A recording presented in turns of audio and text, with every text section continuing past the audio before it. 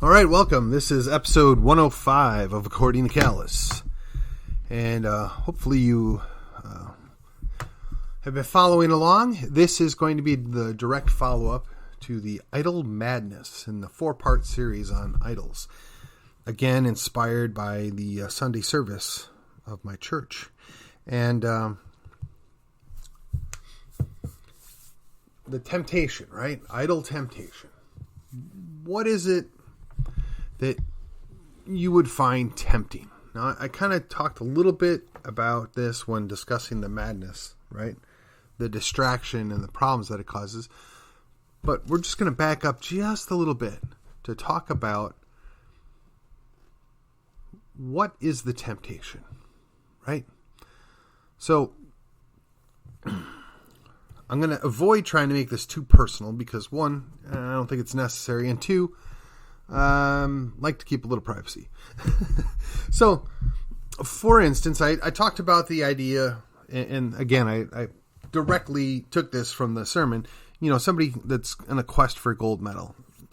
And of course, the obvious examples are the quest for success, notoriety, fame, fortune, right? All these things that are highly desirable in the American Western culture. But we get distracted. We ignore the fact that hold on. Let me just pause a second. I'll be right back. All right. Sorry about that.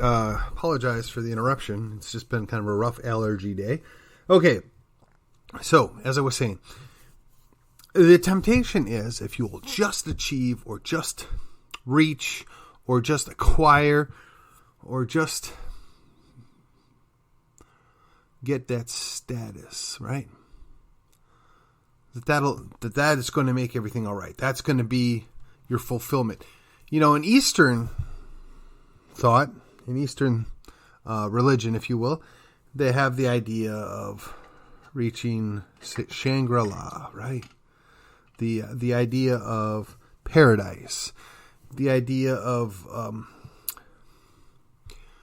just different states of mind that you can acquire that, and then somehow when you reach that state, you are elevated or you're in a better place. Really, there's no difference there. Really, it's just a different application of the same thing, right? You want to be better than those around you, or you want to have something that not everybody has. You want to be special. Right, well, while we're at it, this kind of correlates with the snowflake generation, right? Everybody's special. Everybody's going to be their own little sweet personal thing. And, we've got an entire generation of people that kind of reject the idea that nobody's perfect, that people are generally the same. That there's a reason why people use stereotypes and why generalizations are, part of everyday life. So by putting this idol up, right, you're trying to break that mold. You're trying to become more, right? It's the idea of more.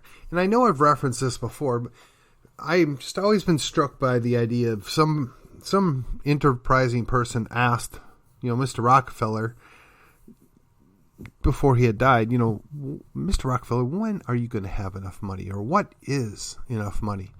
And his response is very telling, in an idea that it's just a little more. So whether it's the gold medal, it's just another one. Whether it's the author, just another top seller, another bestseller, another 1,000, another 10,000. A movie star, just money, right? It always boils down to the status. And that is in many cases an idol. But, again, as Pastor pointed out, it could be your children or it could be a person. And the temptation is that those that reject the Western mores, they find something else. They find a person or a thing that they want to invest their time and efforts in. Whether it's a husband who idolizes his wife. And the reverse often occurs as well, but I would think particularly In the States, there's probably more prevalence of that.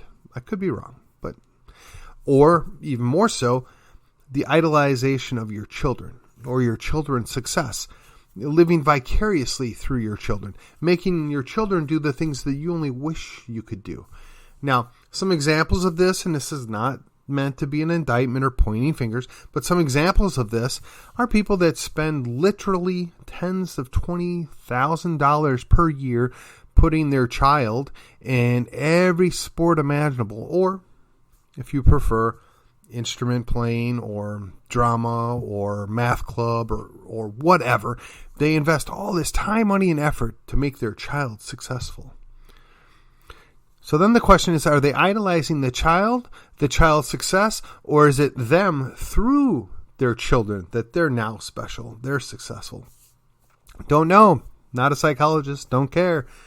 But it's clearly comes down to this misplaced priority, right? And the temptation's there. We all love our children. I mean, those of us that are normal. We all want to see our children be successful. We all want to protect our children. We all want to set them up to be successful.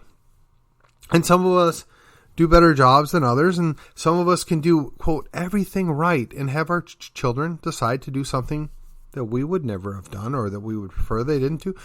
But if we've done our job right as parents, we've created little adults. And as they became adults and they exerted their authority, their independence, their autonomy, they're going to do what they want to do. And we have to embrace it to an extent that it's not dangerous or detrimental to themselves. And, so again, this is a very common trope or idol in Western society, is to elevate the children. And I imagine grandparents could do it with grandchildren, or, and maybe in Eastern society, it's more common to elevate grandparents or the elders into a level of status that is maybe too high. Maybe like an idol, right? The reverence. And I don't begrudge that. I don't think it's a bad thing. It's just, again, priorities, limitations. Understanding the proper place for everything, right? So the temptation is you want certain things as an individual or even as a family. And you make the determination that if you'll just do this, you can do this. Or if we can just acquire this, we can have this. Or if we can just have that, do that, it's going to make it better. And you choose to put that on a higher plane. The temptation being that I will be at peace. Right? Success brings peace. Achievement brings peace. Conquering, if you will, brings peace.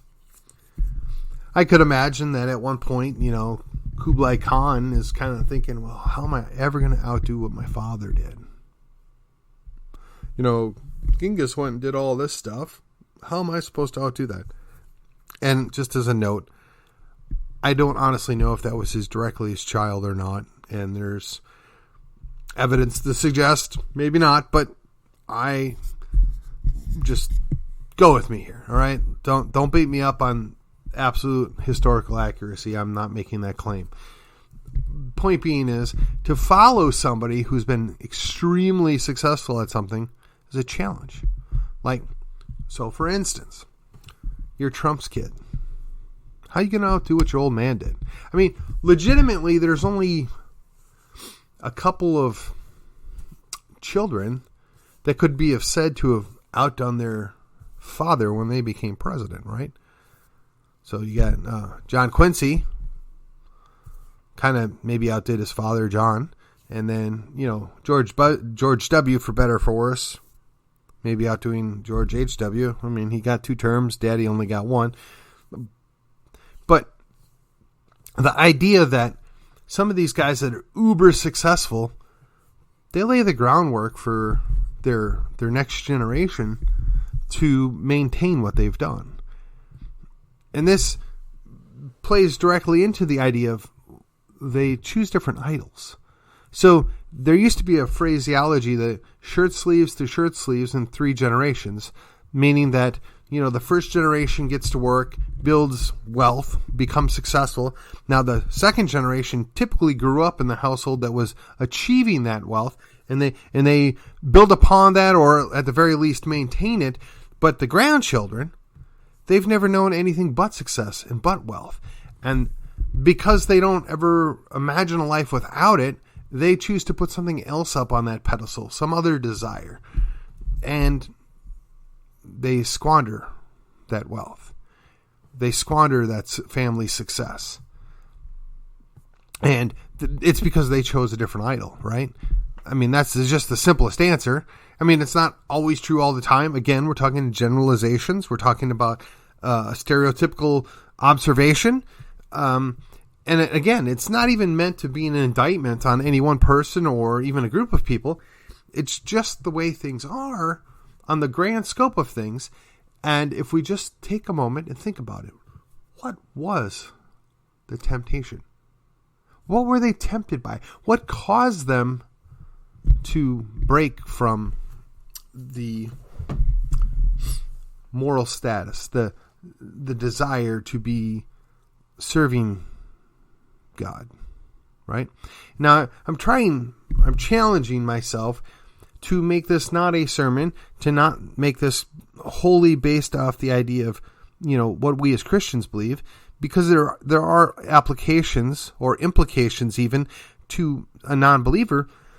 But the problem is, and this is going to be an interesting aside, but the problem is, when you unmoor morality from Christianity, or a theological basis for it, i.e., God said so, it becomes meaningless. It becomes of lesser value. It becomes basically of equal value of any one man's opinion. The whole idea of postmodernism is built upon that, right? That no one idea is better than another, and if it's right for you, it's right for you, and it's right for me is something right for me, and do what you want, right?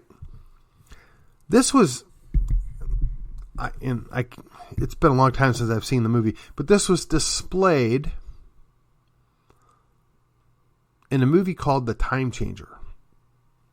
And I won't claim to you that it was a great movie or some theatrical experience, but it was somewhat entertaining, somewhat educational, but it showed a nice juxtaposition of what happened when you separated morals from Christianity, when you separated the moral fabric of society from a God-ordained way of doing things. So even while I'm having this conversation, even while I'm having this conversation, I want everybody to listen to me to understand the context of which I'm speaking of, but I'm also fully aware that, and I'm hoping that some of you don't necessarily follow Christ. Some of you are not Christians. And then you can see the value of what I'm discussing, or you can at least understand where I'm coming from. Whether or not you choose to follow that for yourself, well, that's between you and the Almighty God. I'm just here to talk about it and plant the seeds, if you will, and we'll see what happens. The idea is, back to the original case now, there are things that are demonstrably right. There are definite priorities that make sense and allow for posterity to be prosperous. That's the investment in your future. But even still, that temptation is there when you save and you set stuff aside. Your temptation is to drift into now the idol of security and safety. And I think it'd be fair to say that we've had a large dosage of observing that this last year. The idol of safety and security has been thrust upon us as those that have some nominal power exceeded and abused their power to maintain the aura of safety, of security. They've delivered neither, but they have trampled on your liberty. But most people went along with it willingly because that was their idol. That was their predisposed desire, is to feel secure. So we will sacrifice, pay this cost of all this other liberty and opportunity so that we could just have the taste of the security and the safety that this idol offers us. That also relates to government, right? Some people do idolize government. I mean, there are plenty of federal supremacists I know that are quote-unquote good conservatives, but they basically bow and give deference to anything that comes out of Congress. Well, it's a federal law. It trumps everything. Oh, well, SCOTUS. Well, don't even get me started on the courts, but here we go. SCOTUS ruled that this is the way it should be. Well, actually, Mr. Federal Supremacist, that's not the way it works. See, they're not idols. They're not kings. They don't rule us. The rule of law is based upon the Constitution. The Constitution's quite clear about what the federal government has authority to work on or discuss or provide law on. And the Supreme Court is given the responsibility to make sure that those laws don't conflict with the written Constitution. But being that currently, and one might say for pretty much since its inception, the Supreme Court largely ignores what the written Constitution says. Indeed, the Congress itself largely ignores what the written Constitution says. And of course, the executive does largely whatever they want, regardless of the written Constitution. But these same folks who, while they may hate the thing that's occurring if they're wrong letters after their name, they immediately bow because of the air of authority, the supremacy clause, the idol that is the federal government, the idol that is national security, the idol that is the war on drugs, the idol that is the war on terror, the idol that is whatever it is the state comes up with next. Talk about misplaced priorities.